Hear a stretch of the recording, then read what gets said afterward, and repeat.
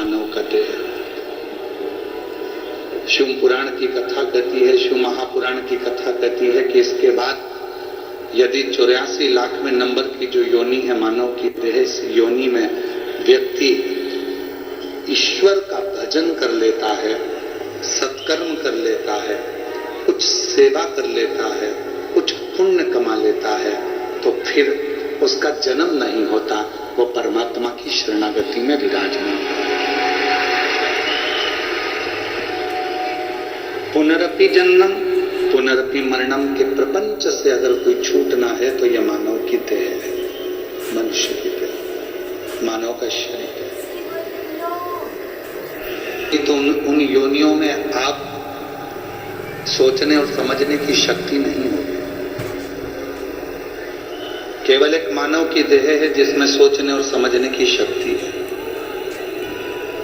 आप सोचते हो, समझते हो, इसलिए होटल वाला अपने दरवाजे पर लिखता है वेज नॉन वेज। बोलो सही है कि गलत? जम के तो बोलो। आप में सोचने समझने की शक्ति है, इसलिए होटल वाले ने लिखा वेज एंड नॉन वेज। आप सोच समझ सकते हो तो वेज खाओगे, और अगर आप में सोचने समझने की शक्ति नहीं है तो आप नॉन वेज की ओर बढ़ जाओगे। ये आपकी समझ। होटल वाले को मालूम है कि संसार में दोनों तरह के लोग हैं, वेज वाला भी है और नॉन वेज वाला, इसलिए उसने होटल पर लिख दिया वेज एंड नॉन वेज दोनों।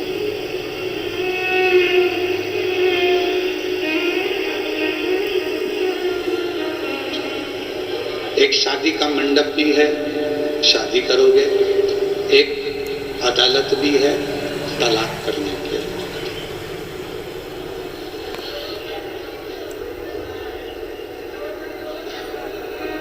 कोई व्यक्ति ने प्रश्न किया कि गुरुजी, ये तलाक, ये अदालत, अभी अभी तलाक के केस चालू हुए कुछ सालों से, क्या पहले तलाक नहीं होता था? तो हम उनसे कहते हैं कि पहले तलाक की जरूरत ही नहीं पड़ती थी। पति पत्नी का आपस में इतना साझा हुआ करता था कि वो एक दूसरे के लिए मरने को तैयार हो जाते थे और अलग होने को तैयार नहीं थे।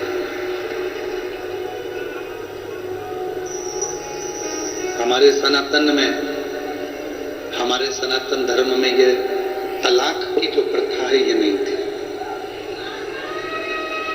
ये दूसरे धर्म की है। 3 बार बोल दिया अलग हो गया, ये दूसरे धर्म। हमारे सनातन धर्म में तो एक बार जो गठजोड़ा बनता है, बंधन बनता है, फिर वो अंतिम समय तक भी, आखिरी श्वास तक भी, अर्थी पर लेटने तक भी वो संबंध बना रहता है और वो आखिरी संबंध तक निभता है, उसको तोड़ा।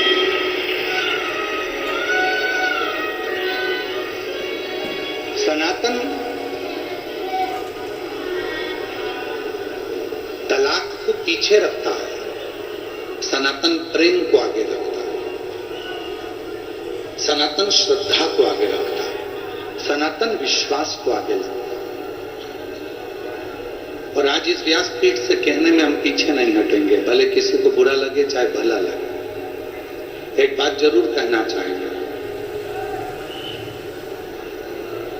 दुनिया के जितने भी व्यक्ति हैं, दुनिया के जितने भी लड़के हैं, आज उनसे एक बात कहना चाहूंगा।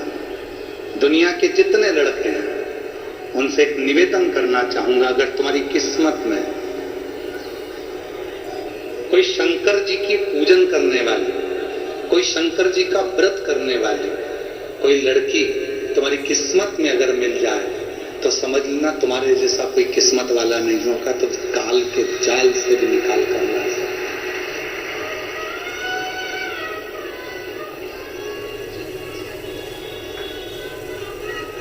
परसों के दिन एक पत्र पढ़ा था, यहाँ पर एक भाई बहन आए थे जिसको डॉक्टर ने कह दिया था कि ये प्राण निकल चुके हैं, बॉडी घर ले जाओ। आप लोग उनका देखे भी थे, परसों के दिन की घटना। उस भाई ने कितना सुंदर बात कही। उसने कहा, गुरुजी, ये मेरी पत्नी शंकर की भक्त है, इसलिए मुझे वो यमराज की कैद से भी वापस लेकर आ गई।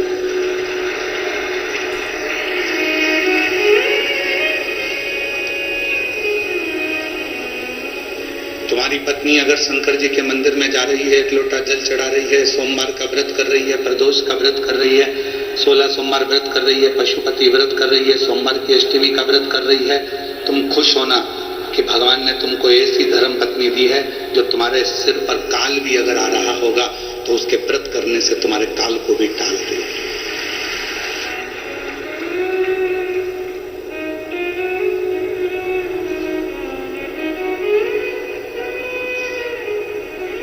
बहुत सारे एक कहाँ के वकील थे आशीष, एक वकील जो अपने को मिले थे हाई कोर्ट के, कहाँ के थे? महाराष्ट्र, सूरत। एक सूरत में एक वकील मिले थे, पति और पत्नी दोनों वकील। हाई कोर्ट के वो वकील हैं, गवर्नमेंट। जब वो हमसे मिलने के लिए आए तो हमने उनसे पूछा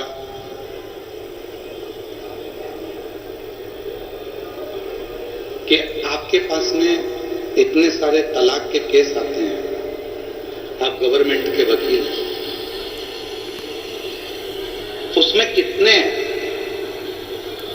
लड़कियां ऐसी हैं जो शिव की आराधना करती हैं और उनको तलाक लेना पड़ रहा है? वो हाई कोर्ट का वकील सूरत के कहते हैं, मैं पूछता हूं क्योंकि मैं खुद शंकर का भक्त हूं, तो मैं लड़के से भी पूछता हूं, क्या तुम शिव की पूजन करते हो? और ये बात हमने सूरत की कथा में भी कही है, अगर हो तो वो वकील का फोटो भी आपको मिलेगा उसमें। लड़की से भी पूछते हैं, वो वकील कहते हैं हमने लड़की से भी पूछा कि आप शिव की पूजन करते हो?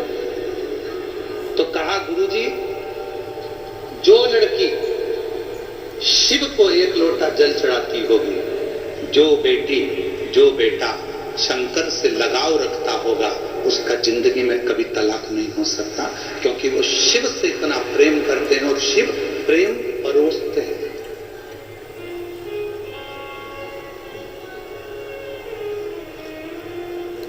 शिव प्रेम परोसते हैं।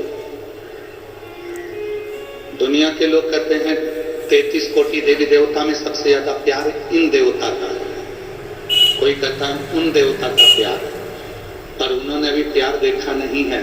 शंकर जैसा प्यार और माता पार्वती जैसा प्यार दुनिया में कोई नहीं कर सकता। जो एक जन्म नहीं 51 जन्म माता पार्वती ने केवल शिव के लिए लिए और शंकर जी अपनी अर्धांगिनी के लिए। कोई दूसरी शादी नहीं करे तो पार्वती के जन्म का इंतजार करते रहे कि सती शरीर छोड़ी है, जन्म लेगी, पार्वती बनकर आएगी, पार्वती उमा बनकर आएगी, वो बनकर आएगी तो मैं उसको अपनाऊंगा, बाकी का किसी को नहीं अपनाऊंगा। इसको प्यार करते हैं, इसको प्रेम करते हैं।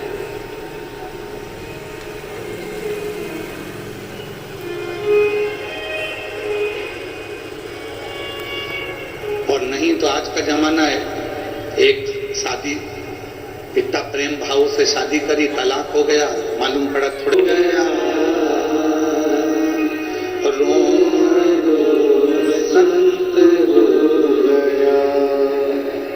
प्रेम जब अनंत हो गया। शिव से जब प्रेम होता है, भगवान शंकर से जब आप प्रेम करते हो, स्नेह करते हो, जल चढ़ाते हो, पूजन करते हो, वो प्रेम इतना बढ़ जाता है, इतना बढ़ जाता है कि शरीर संत हो जाता है। फिर कोई भेद नहीं रहता, फिर कोई विवाद नहीं रहता, फिर आपस में कोई क्लेश नहीं रहता, फिर कोई झगड़ा नहीं रहता।